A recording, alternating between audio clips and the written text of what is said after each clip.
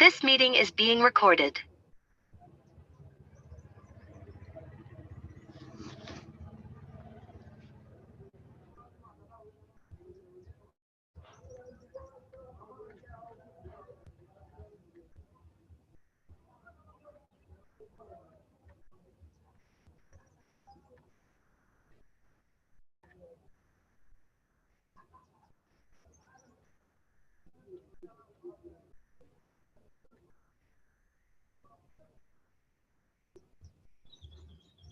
Okay, perfect. So we are getting started. Like I said, please do ask questions as we go along the way. And you can do that by either raising your hand or by putting your queries in the chat box. Yes, Christopher, I see your hand is up.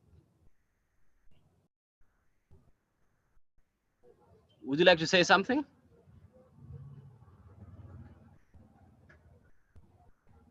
Oh, he's not getting us. His audio is off. Yeah. So let's get started.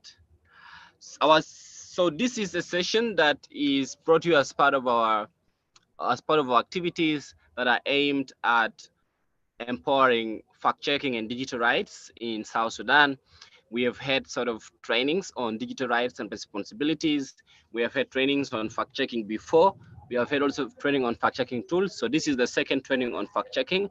And then we will also have a second training on digital rights for those ones who have missed it. So this is a program that is run by DeFi Head Now, which is a national non-governmental organization, as you know, and is being supported by the collaboration on international ICT policy in East and Southern Africa in the context of the Africa Digital Rights Fund.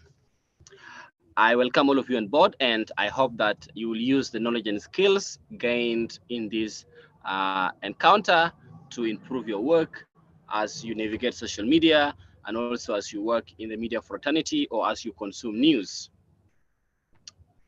Of course, the rules are very clear. Make sure you stay muted, and any questions you have, you can write them in the comments, in the chat box. You can raise your hand if you have something to say. This is very important. So what are we going to cover? We are going to cover what is fact-checking, what is the information disorder, what drives information disorder, how do you spot real and fake news, and fact-checking. We look at the fact-checking criteria and examples of fact-checking successes at 211 Check, for example. So the first question is, we need to understand even what is fact-checking. We're talking of fact-checking, fact-checking, fact-checking, but what is fact-checking? So fact-checking is a subfield of journalism, and it means to investigate an issue in order to verify facts. But then it is not investigative journalism. So Wikipedia says that fact-checking is a process that seeks to verify sometimes information that is factual in order to promote the correctness of reporting. And this fact-checking can be conducted before or after news has been published or after information has been disseminated, especially those who work in organizations as monitoring and evaluation officers. But then now, what is verification? Verification is a process of establishing the truth, accuracy, or validity of something. And it is a process that takes newsworthy information and checks its credibility and reliability before it is published or broadcast as news. So some of you who are journalists, usually what you do is before you publish any sort of information, you ensure that the information is checked for truth, for accuracy, and for validity. So that process that you do is called verification. So verification happens before the news is published, and fact checking usually happens after the news has been published. I hope that is clear. So I'm going to ask you a question. Since you already know fact checking, that fact checking means investigating an issue in order to verify facts. This means that already you have received the information. The information has been published. And verification is where journalists make sure that they establish the truth and accuracy of information before it is published. So now we want to discuss, has fact-checking been part of your reading or writing practices as somebody who is a news consumer, do you sometimes find interesting sort of news content and you ask people further to confirm? And if so, how do you know that a content is inaccurate or a content has factual errors? So we are throwing these questions back to you, and if you like to say something, you can raise your hand and say it. Yes, Sukuyo. Hello. Yes, you're welcome. Yeah, thank you very much. My name is Sukoyo, joining from Yambio. I will start with number one question.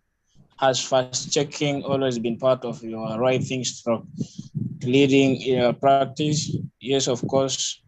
So as a journalist or any other person who is concerned about news or any information, social media, fast checking has to be your main idea or your main aim. First of all, you need to check the information so that you've got.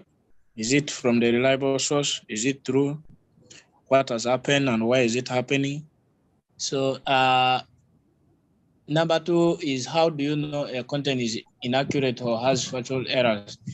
For example, if an article has been shared and it has no content of who does what and why it occurs, so it will not give an accurate thing because it has no source. You just get the information, but you will not see the link where they quote the information from. That's how, for me, I verify the content that is inaccurate. Thank you. Thank you so much, Jackson. Nice. I'm happy that fact checking is part of your reading practice as a news consumer. Any other person who would like to say something?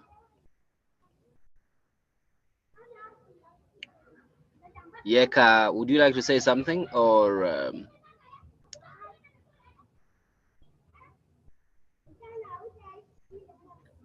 Yes. You're welcome. Yeah. For me, I cannot able to actually explain like the way Utio make it, because I really missed this part of work, or this part of training. Most often I came to realize when I've already sent, even sometimes I missed the statement, or sometimes even I missed the grammatical error. So I cannot really have a say on that, Bida. Okay, great. Christopher, I see you fixed your audio. Would you like to say something?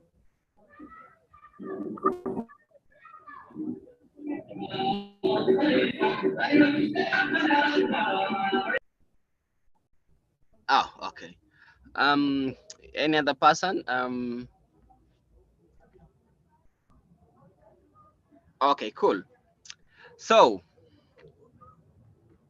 if that has not been part of your reading practice, make sure that you should be able to fact check information.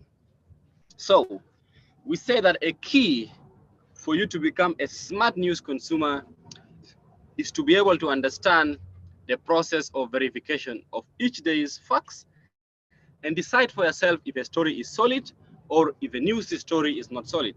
Most of you listen to the radio, BBC, and most of you also listen to, read newspapers. Number One Citizen, The Dawn, Juba Monitor, The City Review, Al Watan, Al Mogif. But then, for you to become a smart news consumer is for you to be able to verify facts yourself. Because just because a producer, a radio producer, or a news editor has decided to run a story, it does not mean that you should accept their judgment. So as a news consumer, you should be able to pay attention to which is which when you should decide if a story should stand up for you. Now, what is information disorder? In English, information disorder is an umbrella word that covers what is often called fake news. All of you know fake news, but technically it is called information disorder. And it includes both true and false content that can be categorized by intent, the desired outcome, and the truth and falsehood of that content. So this information disorder, or what we call fake news, is categorized into three parts. One part is called misinformation. Misinformation where the information is false, and then you share that information by mistake. That is misinformation. And then there's what we call disinformation. Disinformation is where there's false information, but then there's an intention to harm. You have motives, you have bad motives of spreading that false information. And then we have malinformation. Malinformation is where the information is true, and also there's an intention to harm. Now, let us explain them in depth. So misinformation is when false information is shared, but there is no harm that is meant. And it consists of viral messages that can be shared quickly without checking very fast. Like sometime on WhatsApp, people forward, even on Messenger, people forward a lot of messages. So in many cases, people do not check those information. But what they do is they just share it, but they do not mean to harm anyone. Is that clear? And then we have disinformation. Disinformation is where the information is false, and then somebody shares it knowingly in order to cause harm. And it is published with the intention to mislead or in order to damage an agency like an organization, an entity, or a person, or to gain financial or political stuff, and often with sensationalist, exaggerated, or outrightly false headlines that are likely to grab attention. So that is disinformation. And then malinformation is where genuine information is shared to cause harm, often by moving private information into the public sphere. Like malinformation is where issues of, like some people take photos of themselves when they're naked. Some people, when they're having sex, they sort of take videos of themselves, and they take those videos only for their own consumption. But then when those videos are leaked into the public, like somebody decides to post it on WhatsApp or on Messenger, that is already malinformation, because the information is true, but then it is not meant for the public. Okay, so we say that while the information is not false, this information can be used in a way that can inflict harm on an entity because it includes leaks, data breaches, and personal information that is shared with the public to damage reputation. You see? So this is the three categories of the information disorder. Any questions on this?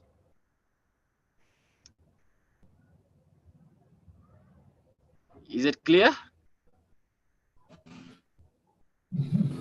Yes, Yeka. Yeka, is it clear now? It's okay. It's okay. Thank you so much. Perfect. Yes, Samuel Lokule. Yes. I just wanted to inquire from Mark information.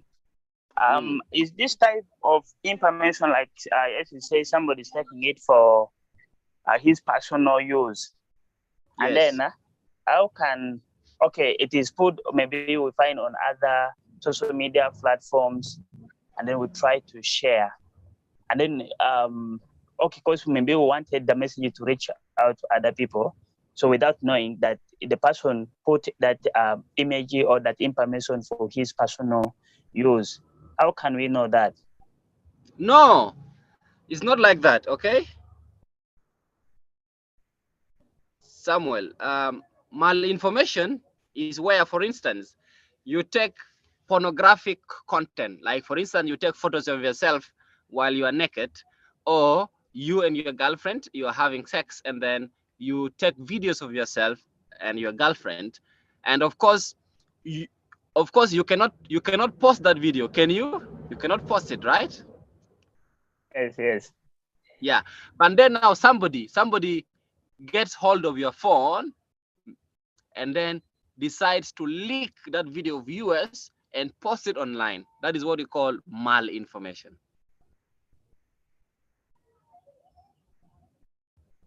Is it clear now? Yeah, well understood. Yeah. So that is like private information. A question. Yeah. Yes, please. What impact will it have on the public, or for example, someone have access to my phone and post? My friend. you don't know the impact. You don't know the impact. You just try. Okay, okay. Okay? You have seen first. First of all, you will be very sort of depressed. Like you as an individual, you will be depressed because in the first place, you do not take those photos so that they are brought out. Yeah, you have seen a lot of photos of people being leaked. We have seen video pornographic videos of Tiwa Savage. You have seen at one time pornographic video of John Frog and stuff like that. Okay. Now, after that, yes, of course, you will feel depressed indeed.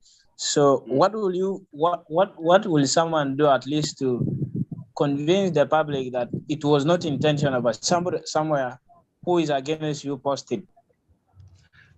And okay, you can just what you can do is, of course, you can put a disclaimer, but already people will just be making fun. Like people will be making memes about the video, and you will see yourself trending online. Yeah, you see like people say, "Hey, send me the video," and stuff like that.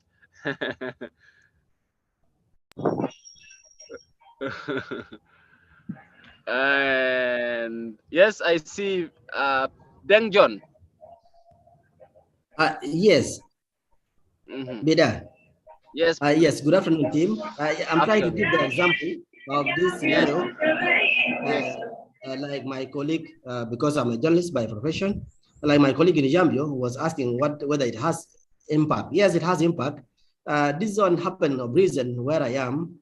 These lost boys at times marry women and take them to uptowns. So one of the girl was married to where I am, and take her to Nairobi. And another guy, also another lost boy, decided to take hold of her.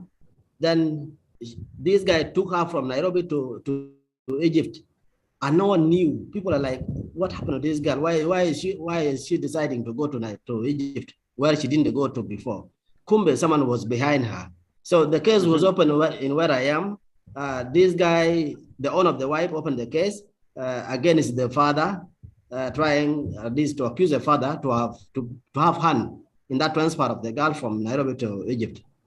And one of the guys who was in Egypt decided to take the photo, the private photo that was taken by this girl with a private lover who took her to Egypt. So the photo was taken from that girl where they were in bed, they were naked, half naked, and this photo was sent to Arab.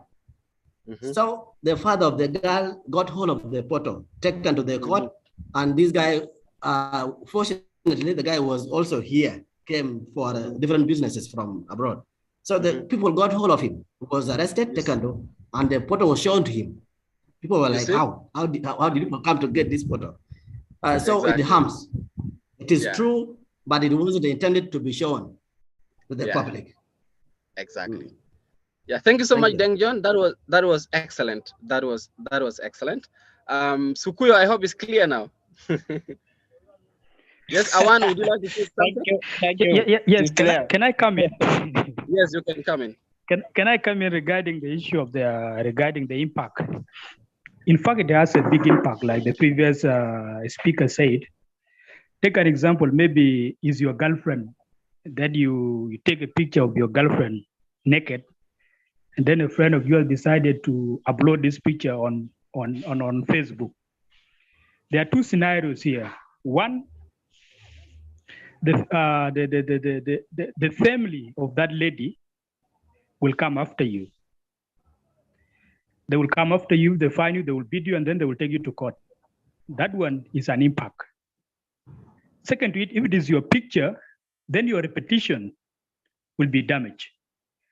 So this is a little thing that I can add. Yeah, thank you so much, Awan. Even I think, Awan, maybe you guys might have seen recently where the private video of a lady who works at MTN, a bad video of her came out and she was fired from her job just because of that. You see? So these are the impact of such things. Yes, Salah, James?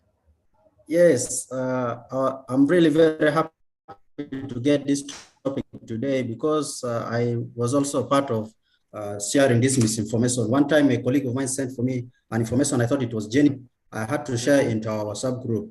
But luckily enough, Bida went through it and found that that information was really a lie. But I am happy that I got now that there's difference between misinformation, disinformation, and malinformation, because my intent of sharing the information was for knowledge purpose and for education and in fact to safeguard our people. But at the end of the day, I found that the content was a lie. It was not something that really happened. So I'm really very happy. But my request to you is that I wanted to know, how shall we identify the misinformation, the disinformation, and malinformation? How shall we identify this information from maybe some of the news we are going through? This is exactly. a question. So, yeah. Thank you. Thank you so much for the question. We are going to come to that right now. Okay, thank you. Yeah, good. So let us continue, ladies, gentlemen. I think all of us are gentlemen here. There's no lady. Fortunately. Gentlemen. Yeah, we are all gentlemen. I think Nancy is not around. So, an example of misinformation is here. Like this, at that time, people started making memes, and when somebody claimed that they were selling toast in Zimbabwe, all of you must have come across that piece of content, and yes. people started sharing it without sort of taking due diligence to check whether it was true or false, and they started making memes and writing articles. So, but then later on, the guy, as you're seeing in this DW Africa report, he said he was drunk when he made the video, and he was joking, and to him, the joke was what? Was harmless. So this is misinformation, because he did not have an intention to harm anyone. He did not want people to go and cut their toes or to begin looking for market for toes. He was just joking, but then he was charged. He was charged some money in the court. And then disinformation is, some of you might have come across this post some time ago, where a Facebook page called 64 Tribes decided to publish the ID, the work ID, and the nationality certificate of some guy, and they say that this guy is among those people who initiated the conflict in Magui County, where dozens of people lost their lives. So this was very terrible, and this can easily implicate the person whose IDs has been shared, especially with people who are victims of that conflict, as well as authorities. So this is a kind of disinformation, because definitely the person who published this person's documents has an intention to harm his reputation. And then we have malinformation. Malinformation is where you see people forwarding people private videos. You see, private videos being forwarded to people via Messenger, via WhatsApp. People send videos. You see, like this was a case where a video of John Frock was shared online. So this is an example of malinformation, where private information is moved into the public sphere. And then we have, so these are the examples of malinformation, misinformation, and disinformation. But then you ask yourself, what tactics and techniques do these people use? These people employ a lot of tactics and techniques when they do their work. One of the techniques they use is called media manipulation. So media manipulation is where they take advantage of media institutions and influencers. Influencers, these are people on social media who have large following. When they discuss, when they share something, there's a lot of interactions. For instance, if I post something, and then these influencers, they post something, even if we post the same thing, but then the engagement in their post gets really high, and those kind of people are called influencers. So what these disinformation campaign agents do is they sort of influence these media organizations and influencers into discussing a false and misleading story. So this influencer that they can use could be a celebrity, could be a news site, or could be a politician. And if they fail to do this media manipulation, what they can do is they can get a newsroom to debunk, to sort of say that this information is false. And of course, it sounds like it is odd, but But when you simply report the rumor, it can already give people oxygen and can fuel fire. Remember how the debate of drenching started online. First, people say that there were sort of machines that were taken for the Jongole Canal and stuff like that. That was how the news first came out. So then people had to look for what is the truth, and media organizations decided to report that, hey, those machines are not for Jongole Canal, but they're kind of being taken to the Upper Nile. What for? And already that debate started to come up. So this is one technique that disinformation campaign agents use in their efforts to mislead. Another thing is imposter content. So imposter content is where people use the names and logos of well-known organizations or figures to trick people into believing something is genuine when it is not. So imposter content is where, for instance, somebody will decide to set up a Facebook page in the name of Mandenya Samuel, and they started posting misleading stuff. Like recently, there are 3 pages. One in the name of the Ministry of Investment, and then they say that they're giving people small scale businesses, they should apply for money loans or something of that kind. And then another one was in the name of Duma Thok, again you posting the same fake information about loans that are apparently from the World Bank. And another one was in the name of Honorable Maika Yi, who is the Minister of Foreign Affairs, that they are doing something, you see. So that is an example of imposter content. And there are a lot of other stuff like job scams. So this is an example of imposter content. Another one is weaponized content. Weaponized content is where these people, they take all the images or videos, and then they repurpose these videos and images to fit new narratives. So this is one of the most common misinformation that we see. Like recently, most of you might have seen a photo of 2 women who gave birth, I think 2 years ago, to triplets in Kapoita. And I see some media organizations in Uganda and Kenya this year, they decided to post that, hey, these are 2 wives of a police officer. He impregnated them, and then they gave birth on the same day to triplets. You see, which is false. Yeah, which is kind of false, and that is not true. So that is, you see, they take a photo from 2 years ago, and sort of that. You know, people, they like such kind of stories where they pity people and stuff like that. And this is what the media wants, because it brings a lot of engagements to the media organizations that they run, you see. And another thing is, any comments here on the techniques and tactics, or if you need any clarification, or if you want to make any comment, because we have journalists here, so yeah, you can talk. Yes, the comment that this is Deng John, of course, from the speech.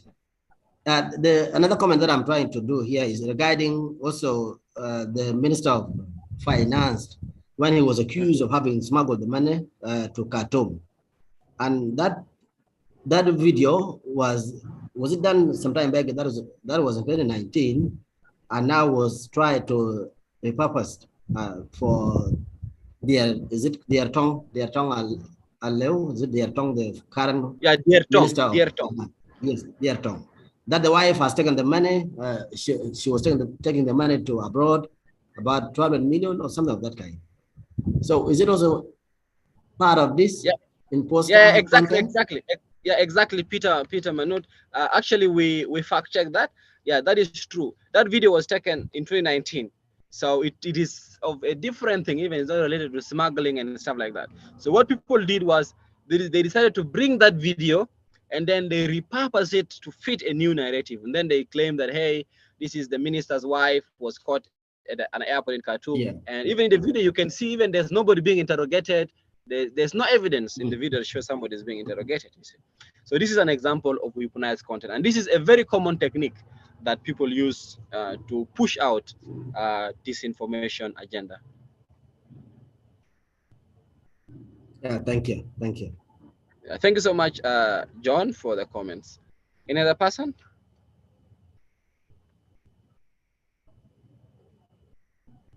Good. Okay, I hope everything is clear. Let us move. So you see, media manipulation is here. Like you see, this is at the time when, who is this minister? Peter Mayen. These days he is not in the that's spotlight. true. So this was the time when he was trending with the wife, and people decided to sort of edit his photos and stuff like that, and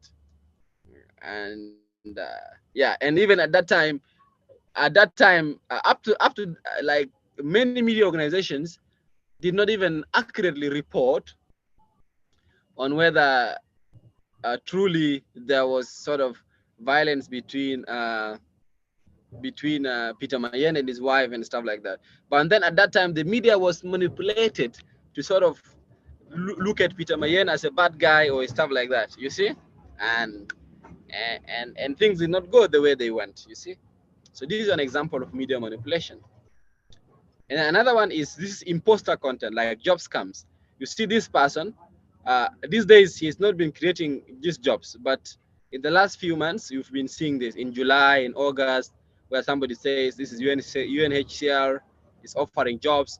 So there are a lot of red flags here. You could see one, the email uses Outlook, you see, but UNHCR does not use Outlook. This is a UN agency. Why would it use Outlook.com? You see? And then you look at the number of jobs needed, you see? Over 5,000 jobs. Who in South Sudan will employ? Where are these people going to work? Are they employing the entire population or something? You see. So first of all, you look at unrealistic number of people. You look at the mode of application.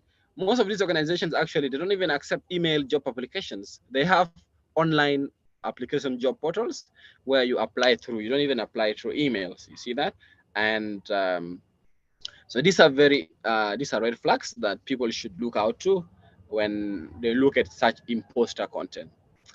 And also you could, for instance, these job scams, you could check whether this job has been posted on a legitimate platform like the NGO forum. So another one again is imposter content, like in this case, when genuine sources are impersonated, like at that time, the Bank of South Sudan and the Bank of South was giving people money. And again, this is very common, whereas they create accounts in the name of South Sudanese politicians and they say, hey, my car is coming from Uganda. Now the driver does not have money for fuel. I am for a meeting in Addis Ababa. Please, you send some money. When I come to Juba, you will come to my office and then I will refund you your money. You see? Oh, these days there are a lot of, like I think Awan texted me a few days back that these days there are a lot of ladies texting you that, hey, please send me airtime urgently. And you don't even know who the lady is and she wants airtime from you, you see? So this is something that is very crazy and people should be very careful about that.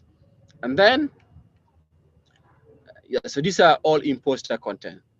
And then, so the types of misinformation can be categorized into this, like satire or parody, where there is no intention to harm, but has intention to. So satire is sort of comedy, like these memes.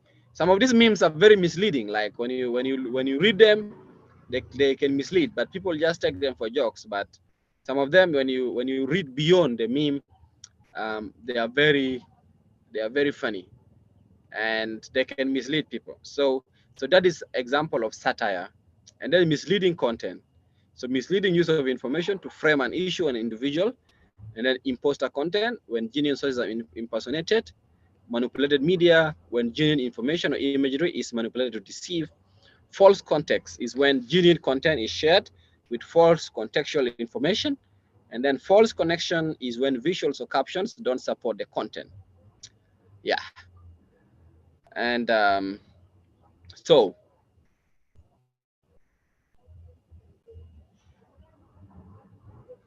we have a satire or parody. Satire is, for instance, This one has no intention to cause harm, but it has the potential to fool people. Like somebody just during the time for Freedom Bridge, somebody said, I just went to the Freedom Bridge and the soldiers told me to come back tomorrow in the morning because the bridge is sleeping. You see, this one looks very harmless, yeah, but it has the potential to fool someone. This is an example of what? Of satire. So a lot of memes are categorized under satire or parody. And then we have misleading content, where misleading use of information to frame an issue or an individual. So, so this is where there was the saga of John Frog and Lady Cola and stuff like that. So they wanted to put a lot of information to be able to frame John Frog. And then we have fabricated content. Fabricated content is when new content is 100% false and is intended to deceive and do harm. For instance, indeed, this was a case where Inside Juba just posted, hey, Achaiwir wants to give all certain these artists $2,000 each this year. And this was after a group of her close associates informed her of the need to financially help the artists so as to push them to the next level. That the project will be spearheaded by her brother. We will keep you updated. This is false. Like, this is meant to deceive artists, yeah. And again, it is meant like to harm artists in a way that people may think artists are financially bad in South Sudan and they really need help. You see. So, and again, it may damage the reputation of somebody like Achaiwir, who is being mentioned here, and at the end, she does not give money. You see, it's people who started making derogatory comments about her. So this is example of fabricated content. And then we have false connection. This was the time when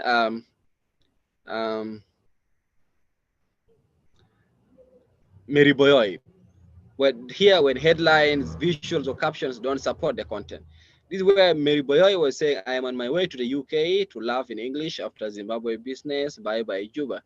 There's a lot of information which you don't understand. Here, the post was made in Nairobi, and again, she's saying she was in Zimbabwe, and again, she's saying bye-bye Juba, and again, she's feeling fresh in the UK. So which one is which? So you cannot understand what message is being communicated here. So there is false connection between what is being communicated in this case. And then we have false context. This is when genuine content is shared with false contextual information. You see, like sort of edited picture of the boss of the South Sudan Football Association, and then being shared with some Arabic captions.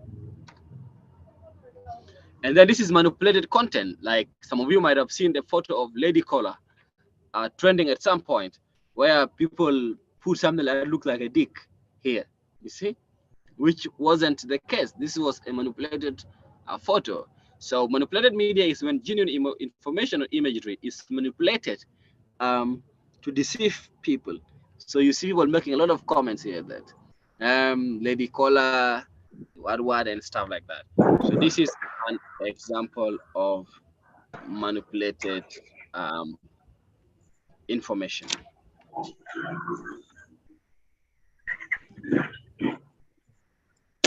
Someone wants to say something? I see someone is not muted. Okay. And yeah, so any questions on any of the types of misinformation that has been extended? Yes, Bider. Yes, you're welcome. Yeah, this is the one I check again. Mine is just a comment. Like you have said it very clear that there are some people who create fake accounts, to scam people. It happened to me one time when one of the scammers created a fake account using Louis Lobong, the governor of Eastern Equatoria. And then he told me that he's in Uganda and he needed some money. So when he come back, then he will refund me. Then from there, I say, okay, what about your ministry? You have to talk to those guys in the state. You have to talk to them you have to talk to them in the state. And then they will give you some money. Say, okay, I have lost contact with them right now. So what I have to do, I'll send you someone. You go and give that person money. And was even asking for a lot of money that I don't even have. Was asking for a lot of money that is doing a certain business of timber. And I was even wondering, how can the governor do this kind of illegal business dealing with the timber? You know, it is illegal. It has been banned several times by the state government of Central Equatoria and even Eastern Equatoria. So it happens. And then the other thing is about these ladies. There are a lot of these beautiful ladies on social media who are they send friend requests. After accepting, then they will say, hi, how are you? And all of a sudden they will start asking for airtime. That will lie, I'm in this village right now and I need some airtime. So it happened to me several times. And even some people I even know them. But when I contacted them, then they told me, no, that could be a different person because I've never asked for any airtime. So these things are happening actually.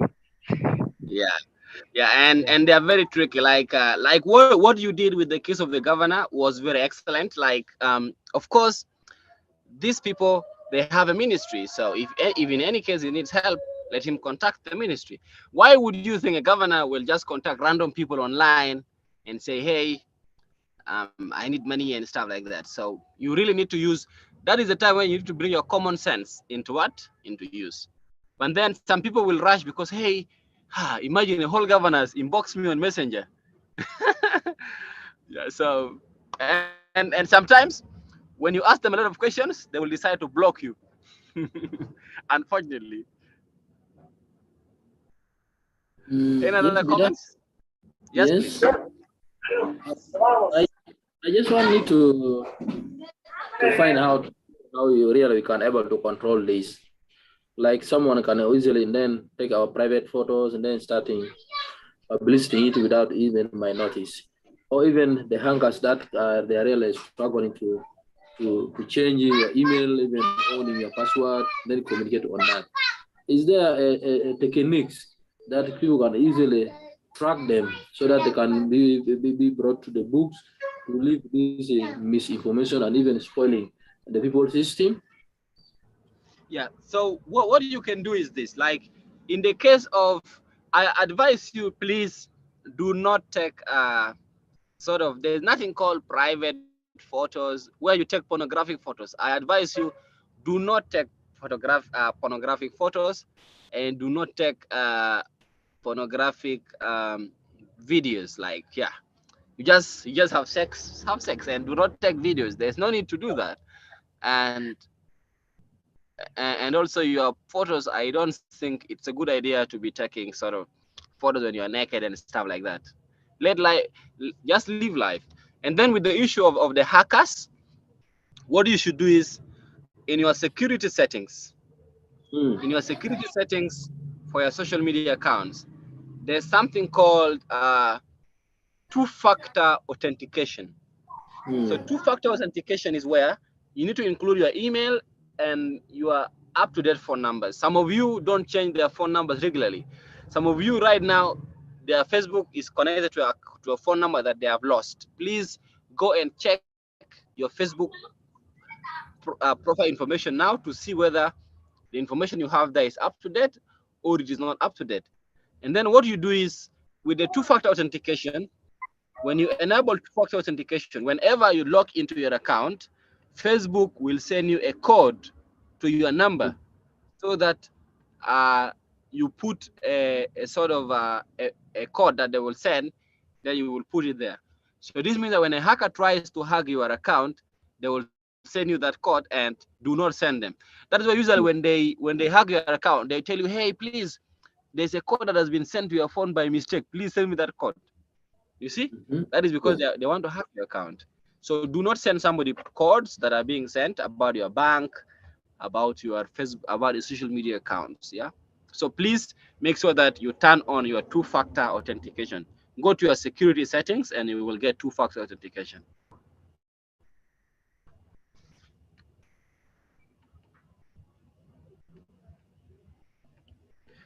So what are the red flags when you are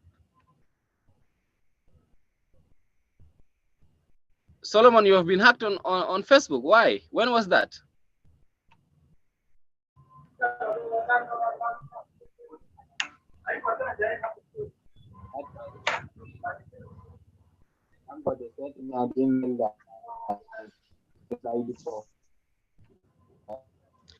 So what do you do is you need to enable two-factor authentication. It's very important.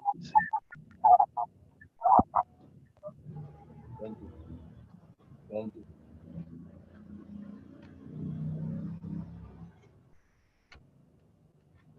So what are the red flags? We say that even though it can be tough to spot mistakes. Yes, Bida. Yes, please. Yeah, I have a question concerning the issue of hackers.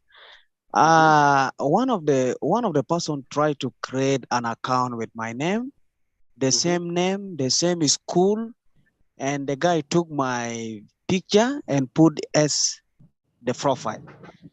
I have my official account, and the guy opened another account with my name. So in this scenario, I try to write an article to notify all my colleagues and friends not to accept a friend request or reply any message being sent by that account.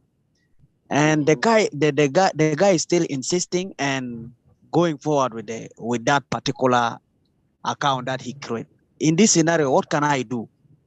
So that is an example of imposter content, the one where I explained earlier.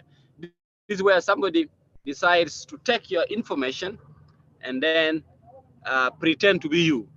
So what you can do is you report to Facebook, where you say you go to that account. There are three dots usually in the profile information, and then you click report to Facebook, and you say this person is impersonating you. Another thing is you send me the link of that account that is impersonating you, and send me also the link of your original profile, and then I should be able to help you there. Thank you. Okay then.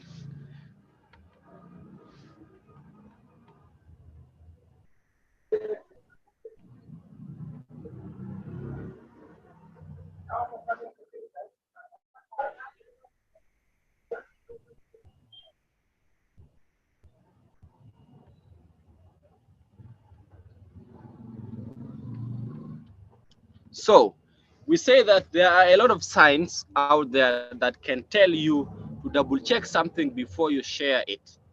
So for instance, one of the clues lies in your own feelings. You know, sometimes you come across certain sort of thing, then you tell yourself, no, this thing is too good to be true. So sometimes when that happens, it is true. That thing is too good to be true. If information creates strong feelings, especially feelings of surprise or disgust, it could be designed that way so that you believe and share it. So something that seems to confirm your opinion or worldview might also be too good to be true. And if you're reading news on a website, articles that have no date or author may be bogus. You know, for me, like I don't like these stories of media organizations where they write the staff writer. So when they write the staff writer, you need to also question that sort of article, because they do not want somebody to be held accountable. And sometimes also when you see a viral post from an account that is not verified, especially if it is a government entity, this means that it does not have a blue check mark. So these are the red flags that you should look out for. Salah, you are earlier asking for that. So Salah, those are the red flags that you should look out for in trying to identify whether a content should stand out for you or it shouldn't stand out. Yeah, we already explained this. Yeah, we say misinformation is usually unintentional mistakes, such as inaccurate photo captions, dates, statistics, translation, or when satire is taken seriously. That is misinformation. And then disinformation is fabricated or deliberately manipulated audio or visual content, intentionally created conspiracy theories or rumors. And then malinformation is deliberate publication of private information for personal or corporate rather than public interest, such as revenge pornography, deliberate change of context, date or time of genuine content. So then you ask yourself, what drives misinformation? What might be the one that makes people to sort of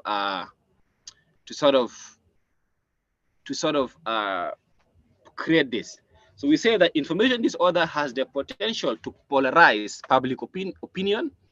It has the potential to promote violence and hate speech, and it ultimately undermines democracies and can reduce trust in the democratic processes, and is usually motivated by three distinct factors. All of you know this very well. When there's misinformation, already public opinion is polarized, violence may erupt, there will be a lot of hate speech, and it can undermine democracies in case we are living in a democratic society. But what drives this are four factors. One of the factors is to make money. Like sometimes, like these things where people say you apply for this job, like those job scams I said earlier. After applying, they will write you an email that, hey, you have succeeded for the job, but for you to do this, you need to send us money through M-Pesa, and after that, there's a program you're supposed to do A, B, C, X, Y, Z. These are lies, yeah? And also sometimes, like in the cases of those politicians, like I once said earlier, when you send those people the money, your money is gone. Like when you send the governor of Eastern Equatoria your money is gone, my friend. You cannot get it, yeah? So that is one way of people being tricked. And then if the news is on a website, they want to see that a lot of people visit their website, because websites usually make money based on the number of visits. The more people visit the website, the more money they make, yeah? And another thing is sometimes for political gain. So this can be sometimes foreign influence, to influence foreign or domestic influence by creating smear campaign before a domestic election, or sometimes a foreign government want to interfere in the affairs of another country. Like you see in the case of the dredging, you see a lot of Egyptians creating a lot of accounts, and they comment on the debates about dredging. So this is an example of foreign influence. And sometimes we have social or psychological reasons. So sometimes people try to push false or misleading information just to see what people will say. And the last factor is poor journalism. This is sometimes in the rush to be the first to break a news story, a lot of mistakes can be made, which if not corrected, can have potentially damaging consequences. So this is one thing that drives the information disorder. So for instance, social or psychological reasons. For instance, in this story, somebody says,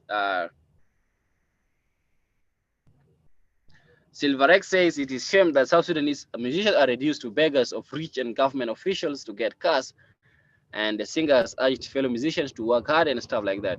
So this is kind of content push to see what people will say about the particular story. And this is Arabic sort of political smear campaign related to sort of numerous violence that happened in the Sudan. And yeah, poor journalism. So this year, some of you might have seen iRadio apologizing a lot of times. This is because most often they rush to sort of publish news story. So when you look at in this case, iRadio would like to apologize an error of judgment in a post shared on Facebook page yesterday. We misrepresented an excerpt from the press statement by the Ministry of Water Resources when we erroneously attributed the signing of the river drenching to Vice President Dr. Wani Iga. Like in this case, this is a case of poor journalism because the media organization is just in the rush to be the first to break a news story. You see that? Yeah. So these are some of the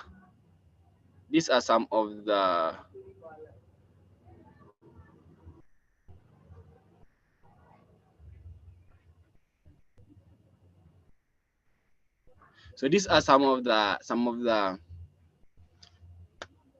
reasons why misinformation is spread very fast. Any comments on this? Any comments here on what drives the information disorder?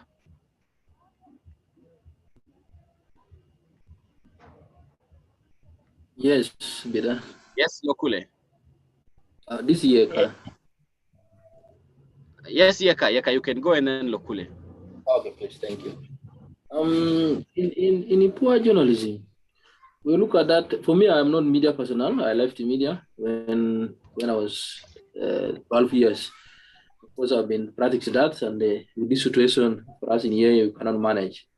And we find that there's a panel for the system, like the editors, they are there, the editor-in-chief and the others.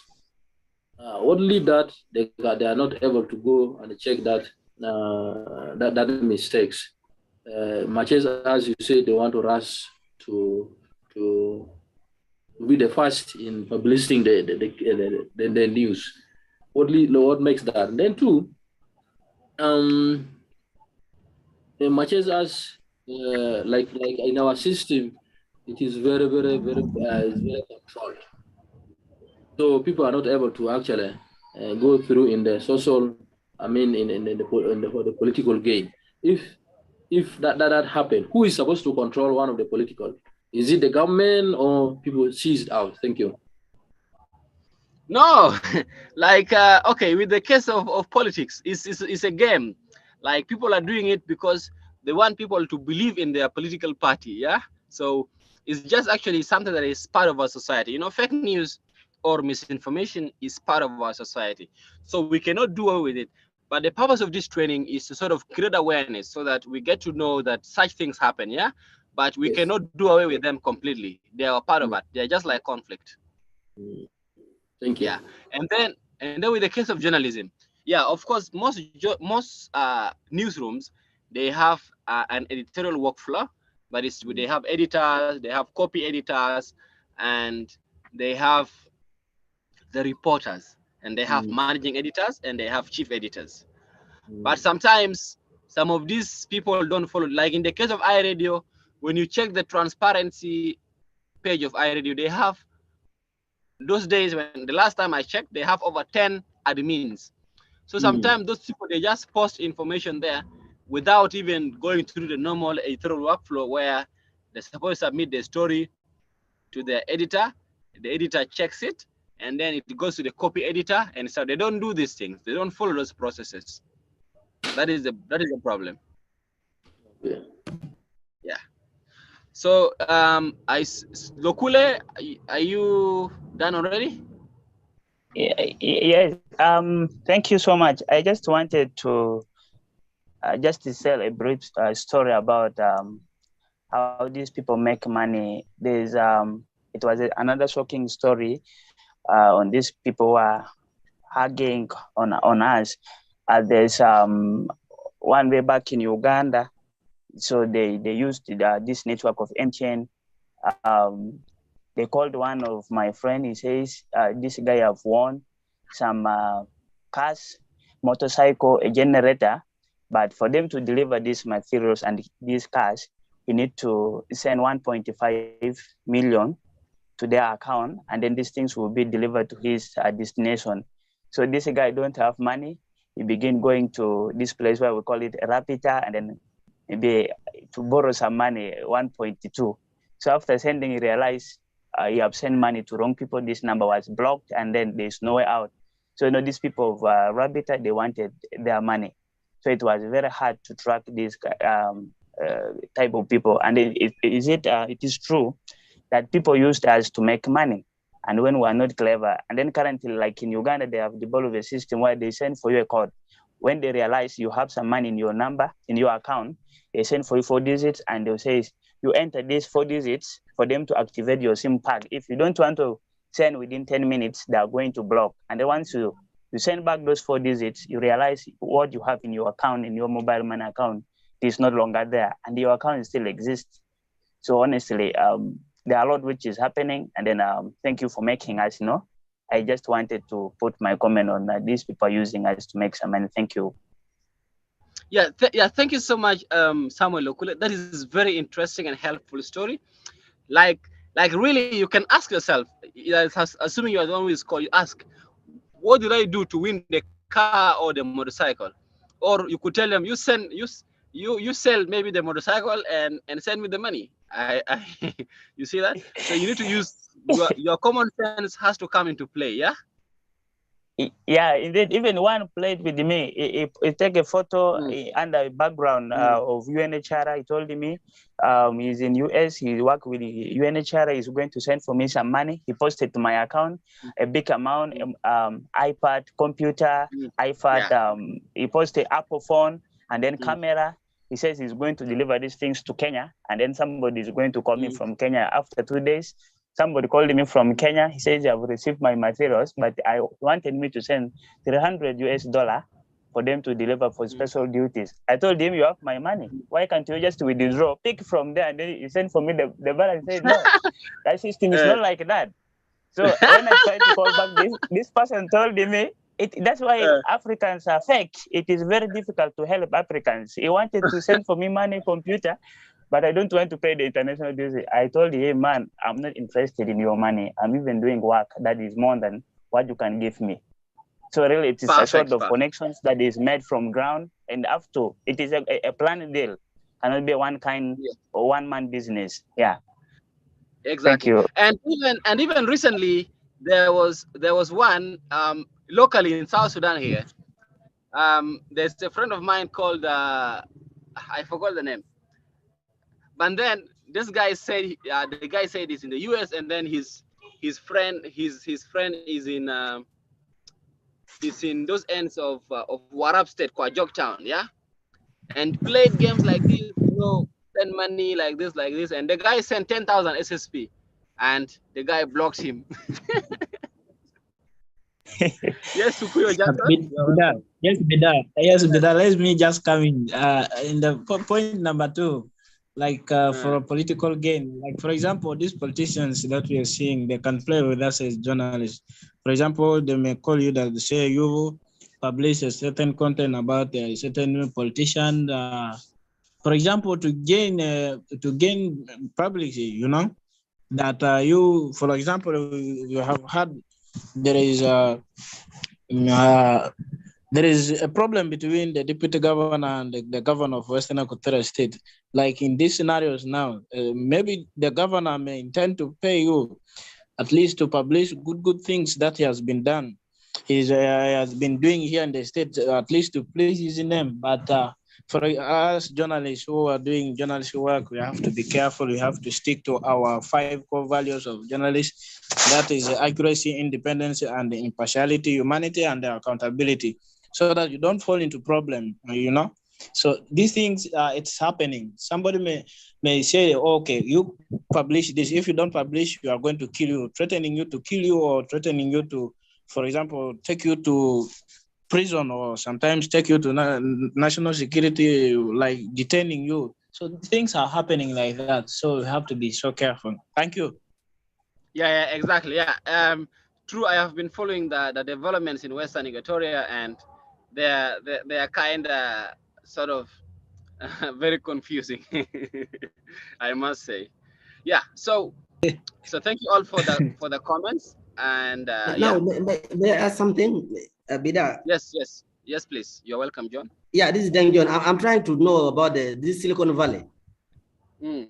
After it's coming, I don't know whether this is coming or Silicon Valley. How do we term this one? Yes. Are they back or they're still? We published an investigation. I don't know whether you have read it. I didn't read it. I'm saying we published an investigation. Have you read it? No, I didn't get that. I didn't get it. How far have you gone with that? Are you on a computer? I am now. Yes. Yes, I am. Let me just send you the story. Silicon Valley shares is fake. There's nothing like Silicon Valley shares. It's only in South Sudan. It's not anywhere in the world. So and the whole of them is gone. No, they They're currently working. Okay. They have reopened their office in Juba, but I see a lot of people complaining that they are not able to withdraw their money. That is the link. The link is there in the chat box for the Silicon Valley stuff. Okay, I'm gonna get it. Yes, Bida. Yes, please. Yes, okay, so it says earlier on when I came, I was hearing the word Silicon Valley, and then when I trying to compare, because I have spent a lot of time in Uganda, there's this company almost similarly working like they call it Silicon Valley like that. In Uganda, there's one called Central Trade, where people open account. The account is open in dollars. And then you realize a lot of people have opened account, they have deposited, they say you're going to make money within a short period of time once you deposit money.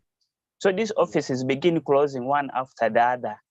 And then it has left a lot of people broke.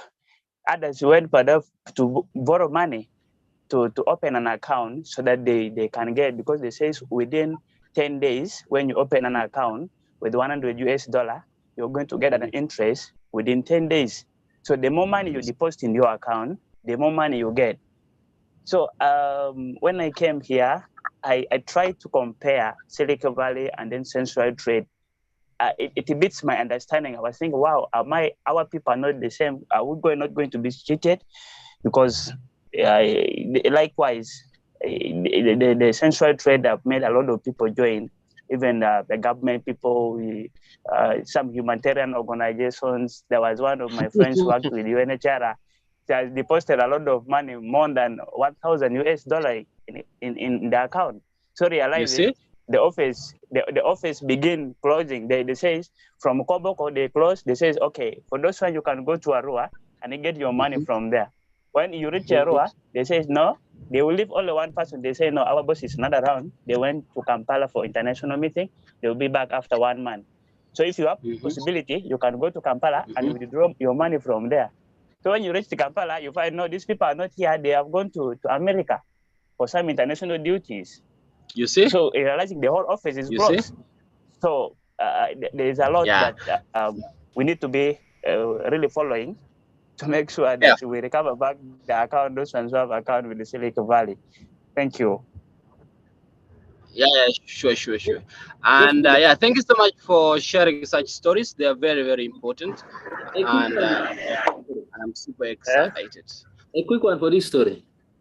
Yes, please, Siaka. Yes. If this kind of company or what we call the Silicon Valley, they are coming, is the government aware? Are they having certificate before they are coming? Actually, like the way the colleague have shared in Congo happening. No, like in the case of Silicon Valley, it is registered. But you know how registration is done in Juba? Like in Juba, you just give your money to the lawyer, and you just give money to the lawyer. The lawyer is the one that runs everything, and then the people at the Ministry of Justice, they don't check things properly. Sorry. Even the government can be. These people have a lot of money. They can say, "We are doing this." As one of the colleagues says, maybe the politician, we can give money to the people who are registering. We are coming to do this business. So please, you keep this. We are going to run this project for this number of years. We shall come back to add you more, and then you find people are cheated. So follow up, it will be very hard to track from the government or whether the people who are giving the licenses to operate. So because you find there's no clear evidence to prove. Yeah, true. Yeah, thank you so much, guys. And let us proceed. What are the dangers of misinformation? Of course, we say that fact-checking is very important in any industry. Whether you are in the business of marketing, whether you are somebody who writes opinion pieces, or whether you are someone who reports regular news, it's very important that you get your facts right. Because regardless of your motivation, publishing inaccurate reports can have very catastrophic results. For instance, what happens when unfounded claims and misinformation are reported as fact? 1, it can damage your reputation as a writer, and it can also damage the reputation of the subjects implicated by the report.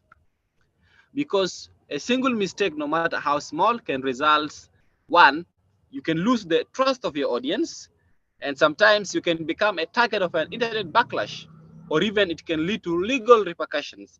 We have seen a case where somebody was writing opinion pieces, and I think at some point that was writing for Agamlong, I think, yeah? There was a newspaper called Agamlong in Juba. And then the guy was writing against the Minister of Finance, a lot of opinion articles and stuff like that. So the Minister of Finance took him to court, yeah. So in the court, the guy had to be put to jail, yeah, for some months because of that. So this is legal repercussion. And sometimes people can begin bombarding you on the internet that, hey, look at the kind of stories you write, stuff like that, blah, blah, blah, blah, blah, blah. So it's not easy. And sometimes it can also exploit and worsen existing ethnic, racial, or religious divisions. And this can lead to violence. We have seen a lot of cases, like at that time when there was issues of cattle in Magui, where apparently some cattle herders invaded the land, and people started saying sort of, hey, this community is mobilizing against this community, and this community is coming to fight and stuff like that. Already you see those cattle herders become angry, and they even displaced more people, they beat people up and stuff like that. So this is worsening violence, and this is because of the sort of misinformation. And sometimes it has health consequences. For example, polio, measles, and COVID-19 have been worsened by distrust of vaccines. Like, I'm sure a lot of you here have not been vaccinated. And because this is because of news that you hear. Yeah? John, have you been vaccinated?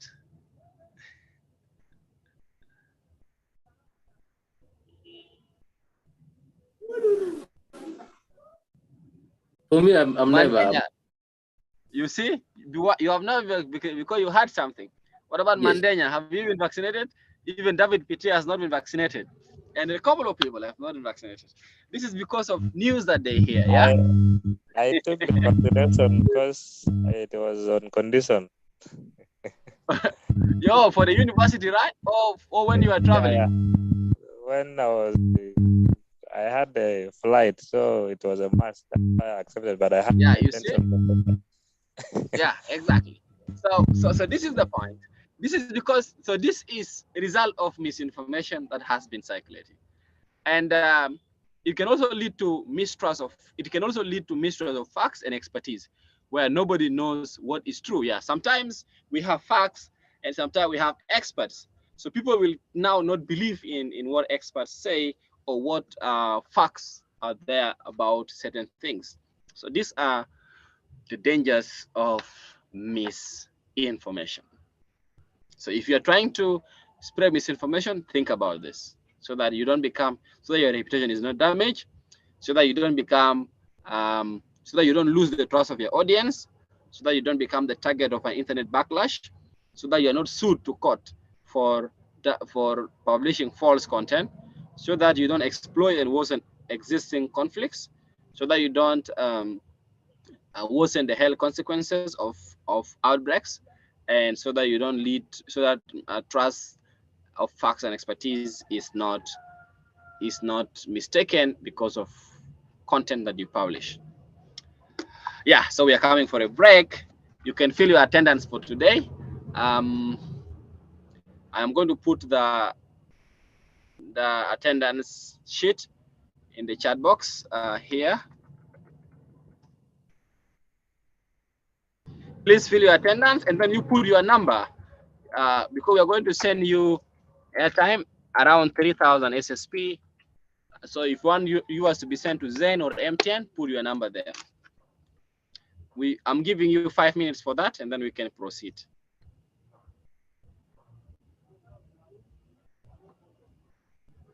Please fill the attendance. It's very important so that we are able to refine your data. Put your name, your gender, your title, the institution you're affiliated with, your location, then your phone number. Make sure your phone number is correct, and then your email address and your signature. You write just one of your names in small letters in the place for signature. Yeah. So, yeah, please fill the attendance. Very important. If you're not seeing it, let me know. Yeah. See you again in 4 minutes, guys. Yes, please. I have issues with filling this attendance because I'm using iPhone. Yeah, I cannot fill the attendance. I think I'll write to you privately. He's not clicking the link. The link? The link is not clicking. It's not clicking. I'm using this phone. I'm finding difficulties there. Okay, so what you can do is you just save the link. You copy and paste the link somewhere, then you can fill it. Is that possible? I'm not even seeing the link. You're not seeing the link? Okay, let me send you the link via WhatsApp. Are you on WhatsApp? Yeah. Yeah, let me send you the link on WhatsApp. Another person facing challenges?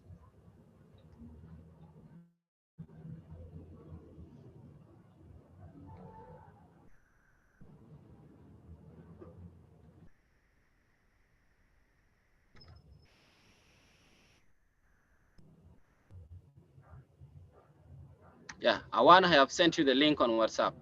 You can check it there and fill it.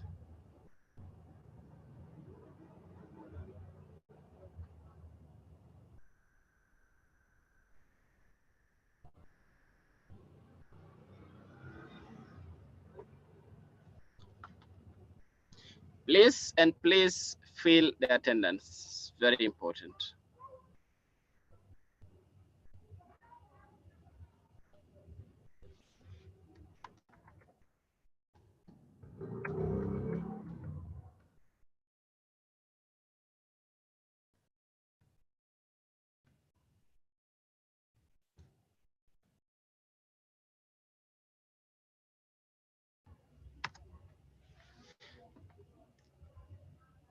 David, Pitia, we are continuing. Don't leave. This is just a break because we have been talking. So that is how we do our trainings. We usually make sure we have breaks where you can maybe take a cup of water and stuff like that.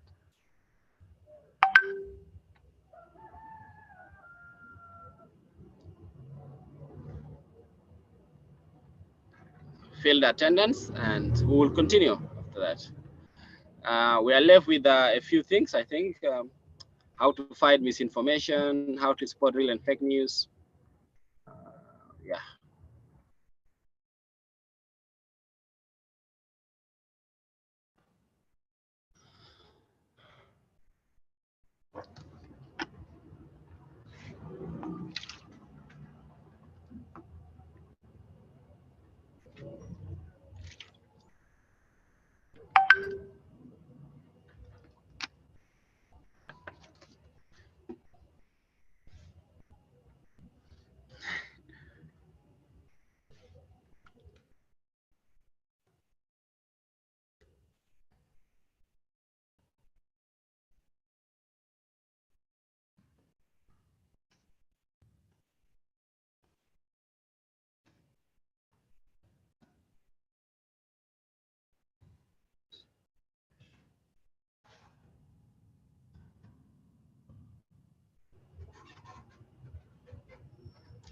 Are you guys done?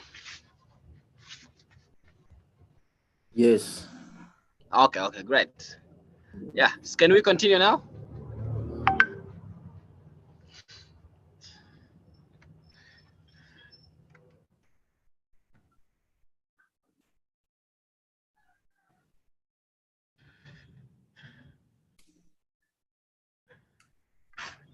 Yes, we continue. Okay, great. Okay, let us continue. Perfect. I'm glad you are done. Let us continue with the session. Now, for us to fight misinformation, whether the information comes from a neighbor or whether it comes from a stranger, and whether it is intended to harm or not, or misinformation can have devastating consequences, like we already said in the previous slide. And with so much at stake, you can see why it is very important for us to fight misinformation. And fortunately for us, there are easy ways for us to fact check the things that we see online. And we do this by asking ourselves 3 important questions. Question number 1 you ask yourself is, who is behind the information? Question number 2 you ask yourself, what is the evidence? Are there sources quoted? Like you guys might have seen some news stories saying, almost in every story, they will say a well-informed source, or a source who is close to this, and ABC, blah, blah. These are fake news. Like, if they do not want to name, who they contacted, then you need to question such news, because news stories, they might name their sources, especially if it is a very common kind of story. And sometimes you need to check what are other sources saying. For instance, if the story is shared by iRadio, you check what is Radio Miraya saying, what is the Dawn newspaper saying, what is the City Review saying. Check what other sources are saying about the same information. It is very, very important. So these are 3 important questions you should ask yourself in the fight against misinformation. So again, like we said, consider the sources. Always you click away from the story to investigate the site, the mission of the site, and if there are contact information about the particular source. Also, you need to check the author. You do a quick search on the author, whether they are very credible and whether they truly exist. Also, you check the date, because reposting all news stories does not mean that they are relevant to the current events. Check the date. And also, you need to check your biases. You consider if your own beliefs can affect your judgment about the particular story. And sometimes you read beyond the headline. Yeah, you read, like, sometimes when it is a Facebook post, you see the comments. Sometimes there are comments that can help. Like for us, when we do our investigation, we don't overlook comments. We make sure we see the comments. We see what people are saying in the comment section. That is the meaning of reading beyond the headlines. Because headlines can be outrageous in an effort to get clicks. So ask yourself, what is the whole story? You read the whole story, read the comments, and then you see the supporting sources. Click on links that are supported. You determine if the information actually supports the given story. And sometimes you ask yourself, is it a joke? Because it might be satire research, and the site or an author might not be sure about it. And another thing, you can ask experts. You could ask a journalist. You could contact a fact-checking organization like 211 Check. How many of you are part of the 211 Check WhatsApp group? That group called Fact Checkers in South Sudan. That group has a lot of information that comes in, so people ask whether content is relevant, is real or not. So that is a good source where you can ask, because it is having a lot of experts. Good. I'm glad you are in there, David. So yeah. So consider sources. You investigate. For instance, if it is hot in Juba, you see what is the page is saying. Do they have contact information? What is their description? What is their website? You need to read all this information. If it is Relator Mazud, you check what is the about us of the page and stuff like that. So this is the meaning of checking the sources. Again, France 24, you check here about France 24, who we are and stuff like that. So some of these news sources, some of these fake news sources, they don't have this stuff. Yeah. Yeah. Also, you need to do a Google search on google.com to do a sort of quick info to check whether certain information is true or false. So fact-checking criteria makes sure that you state the claim that you're checking clearly. You need to identify who made the claim, where and when it was published, and the context in which it was published in. And then after that, you do your research, and that research will help you find the evidence that proves or disapproves the claim, preferably from multiple sources. And then you check the evidence for authenticity, but you need to rely on experts for input, and check the claim against the available evidence. And then lastly, you counter check against any potentially contradictory claims. And then after that, you are good to go. So as you know, fact checking can be done by anyone, not only fact checkers. Don't say, hey, it's the work of 211 Check to do fact checking. It's the work of DeFi Head now to fight misinformation. No, it's not like that. So it is our work as individuals to fight misinformation. So make sure that one unfounded claim can quickly lead to a wave of misinformation, but of course mistakes happen. And if you don't have any fact-checking process in place, this training should be already a gateway for you to be able to do more than that. And you need to check credible sources and good resource organizations. And also you need to verify numbers, even numbers that are provided by clients. Like some of you work in accounting section of organizations. Some of you are accountants or finance officers. Sometimes people you send in the field, they bring you fake reports, and make sure that you cross-check the request they place and check the expenses that is been made in the receipt, whether they correspond, because this is also misinformation. So it's important to thoroughly check that. And also there needs to be processes that can be put in place to enable editorial teams to produce both quick and turnaround and long-term items to ensure factual credibility, like what you can ask in the case of iRadio. So media organizations, they need to be seen and respond quickly to unfolding events, which has created an unhealthy notion that it is better to ask for forgiveness than seek approval. Yeah. For instance, like cases of where iRadio has been apologizing a lot of times. So they have a notion that, hey, it's better for us to ask for forgiveness than to seek for approval. But what cost does it bring? It loses the credibility of your institution. And if you don't have the resources to create content, that is not misleading. So like this is a caution to anyone here who wants to create content. It is very clear here that please and please, if you don't have the resources to create content that is not misleading, please and please, you should not be creating content, because it is okay to make a mistake, but you should not take shortcuts that can ruin your reputation.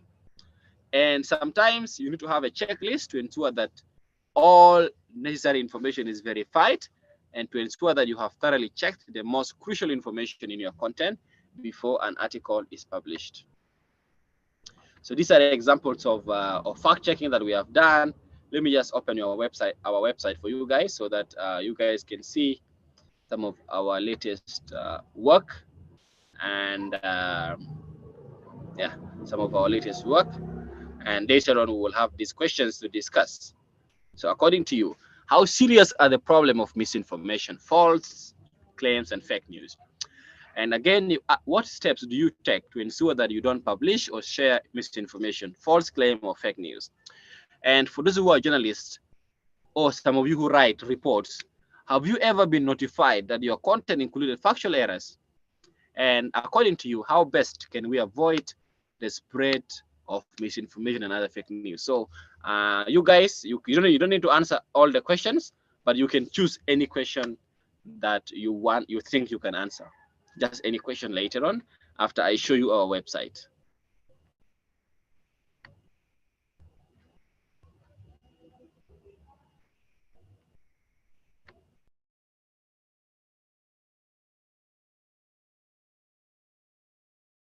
So this is our website. Are you seeing it? Yes, we see it. We see everything right now.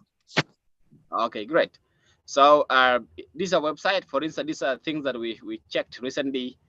Our website has a homepage, a fact checks. It has data stories. It has information about COVID. It tells us process how we fact check, the methodology we use, how we read claims, and our policy on use of sources. When about us, you will see what 211 Check is, our team that works at the 211 Check desk, our editorial structure, our editorial policy, our corrections policy, and our statement of independence. And here you will see our contact information. So when you see our fact checks, these are some of the stories that we checked recently, and there are others that are being checked, and they will be probably released next week. Like here we have had this story where somebody says some women gave birth and stuff like that, which is not true. And people claiming that drinking hot lemon water can cure cancer. And people say this is the investigator of Silicon Valley shares, a trail of red flags as South Sudanese investors cry over lost cash. And then we have this one is impersonating Mayik Ayi, This one is impersonating Duma Thok. And then we have this one where somebody claims that M. Grus charges people for deposits. And this is a phishing scam claiming that it's a scholarship. And this is UN volunteers, which is not true. We have a scam of EcoBank. We have a photo that's showing accident, which is not true. We have this is a claim that South Sudanese woman confessed for having sex with the son to maintain riches, which is false. There's nothing like that. And then people were asking the difference between national ID and nationality certificate. We have explained it here. And then this is a signpost that is claiming to be Juba City Council, which is not true. This photo has never been from Juba. And then this is, there was confusion in the elections of the members to the East African Legislative Assembly, which was not true. We had to check it. And then this is the video of the minister's wife allegedly arrested in Khartoum, which is not true. Then we have here, this is a baby that was allegedly born at Juba Teaching Hospital. There's nothing like that. And then there was confusion during the time for suspected case of Ebola, which was true. And then we have this one is effective in killing cancer, which is not true. And then an alleged alert from the UN, which is false. Again here, that the Minister of Finance was suspended, which was not true. And so these are some of the stories that we checked recently, and stuff like that. So guys, let us discuss these questions, and then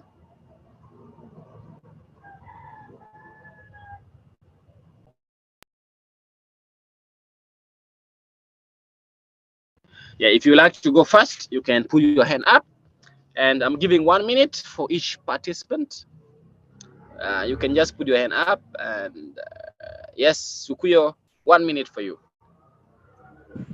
Thank you for giving me 1 minute. I think I will go direct to number 4. So how best can we avoid spreading misinformation and other fake news? For example, if information is being shared, at least you need to first check if it is coming from the reliable source, and you also need to cross-check with the other source. What are the other sources saying? For example, you said also we need to look at the comments. For example, if you receive information, what are the other persons commenting on? So you need to also check Google search, even 211 check. You can also check with them, at least to know that the information that you have received is valid. So thank you very much. Who is going next? Thank you so much, Sukuyo. Yes, Solomon?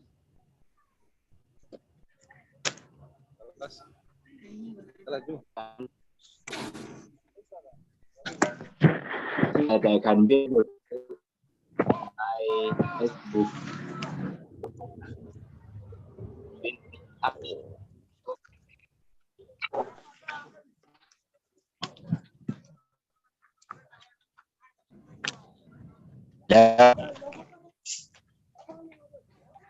Is it possible that I can be able to access WhatsApp, my Facebook page again? Just message. Oh, your Facebook page. It's going to be hard, especially if the person has changed your details. It's hard.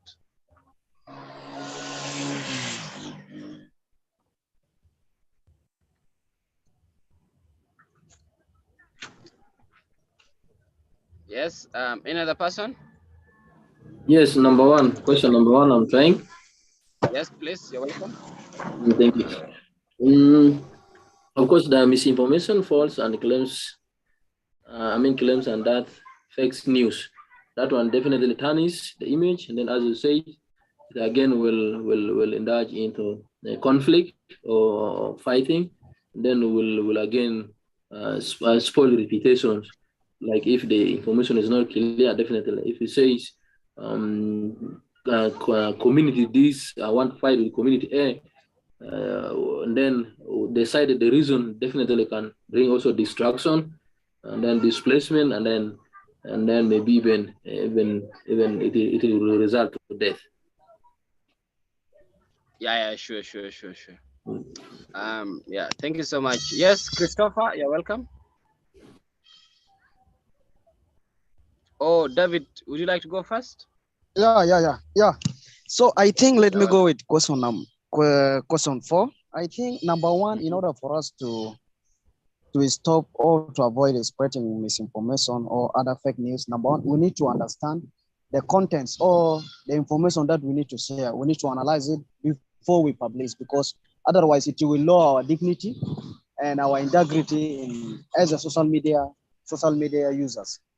And looking at the question number 1, I think one of it, I do remember the issue that erupted in 2013, 14 during the conflict in South Sudan. Most of the people say, oh, Ethiopia, those people are near Mangala or what. It will create confusions, and otherwise it will increase conflict among the communities, or it will increase conflicts among the people. So I think it's very important to understand and make sure that the information that you want to share, you check it is accurate and beneficiary even, so that you cannot create confusions and conflict. I think Great. Yeah, thank you. And then also, David, you need to advise your government officials, your honorables, and they need to have social media accounts so that people cannot take advantage of them. Like I see most of these politicians, like most of the politicians that are being impersonated is because they are not online. So people just create fake accounts and they decide to make money using their names. Salah, you're welcome. Thank you. Yeah, I'm really very happy. I'm going to talk about this question number 4 because like in my group, in my WhatsApp group, you can see this issue of EcoBank and so on is also presented there, whereby some people are sharing. And this is going to, the knowledge I've acquired here is going to help me at least to cut down such kind of misinformation, passing information to the other colleagues and so on. I'm going to advise them on how best they cannot circulate such kind of information, because at the end of the day, these are people who are just wanted to take your PIN, either PIN number or else your account, in order to impersonate you, in order to have access to your account, either your mobile account or whatsoever. So whatever I have acquired here, at least this is where I'm going to apply it correctly. Yeah, thank you so much. Thank you so much. Yeah, thank you. Yeah, ladies, sorry, gentlemen, gentlemen, thank you all for being around, and please, you should help people in case they are trying to share false information. Let us always get references, like you tell them, hey, this information is false and this is what is true, and that can help them a lot. Otherwise, I'm going to send you airtime as soon as I end the meeting, and enjoy your weekend. We meet again next time. Cheers. Excuse me, Bida. Yes, please. I think tomorrow we are logging in again to continue. No, it's only 1 day training. One day. I'm actually preparing for tomorrow again.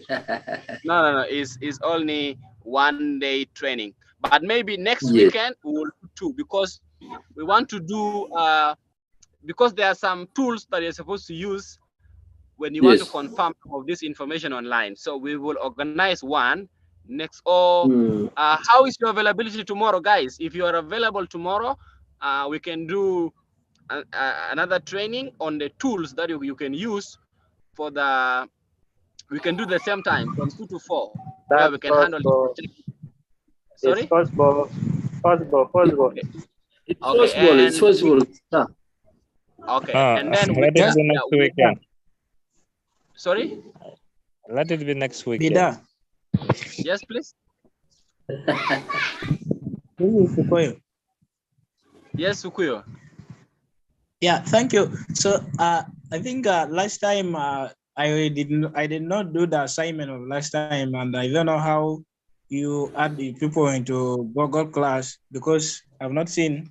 I'm still facing difficulty because that day I did not attend the training because I was in the field. I went up to Iba County. I went to Iba County for field work, so I was not around in town. I could not be able to do the training. I don't know.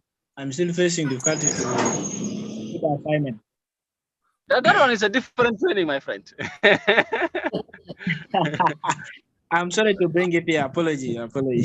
Yeah, you can just do any time and you can finish it. You are in the classroom? Thank you. Thank you very much. Okay. I think when I download Google Classroom, okay? I download Google Classroom, but I want to log into the classroom. They are telling me to enter a code. I don't know why will I get the code. Okay, I will send you that. But for Thank me, you very I need thank you. What are you saying, Yeka? I say you need to take me to Juba so that I do practically, because some of the those things I actually don't know up to now the steps. If you can book with me, I apply that. Okay.